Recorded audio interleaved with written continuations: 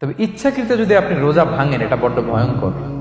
প্রিয় ভাইরা, এটা খেয়াল করে মনে রাখবেন যে ইচ্ছা করে রোজা ভাঙ্গার চেয়ে বড় স্পর্ধা আর হতে পারে না। কারণ এই রোজা রাখাটা কি রমাদানে ফরজ।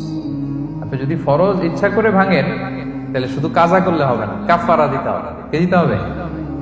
তাহলে আমরা জানছি কাজা, আমরা জেনেছি ফিদিয়া, এবার নতুন একটা টার্ম শুনলাম, এটা কি? কাফারা।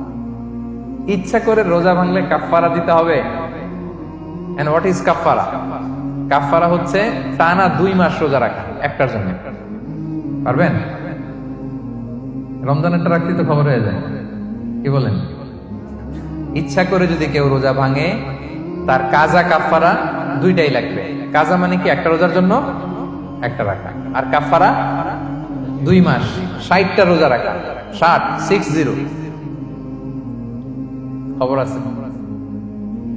কিন্তু আপনি ইচ্ছা করে যদি রোজা ভাঙেন, এটার জন্য কাজা করলেন, একটা 60টা রাখলেন, মোট 61টা রাখার পরেও রমাদানের যে রোজা, এটার ফজিলত কি আপনি পাবেন? এটা আপনি পাবেন না।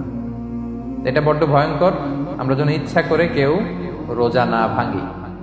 এই ইচ্ছা করে যদি কেউ রোজা ভাঙে, অথবা ইচ্ছা করে দিনের বেলায় যদি কেউ ফিজিক্যাল ইন্টারকোর্স করে, তখন তার কাজাও করা লাগবে, কাফারাও করা লাগবে। এই ভুল যেন আমরা কখনো না করি, মনে থাকবে।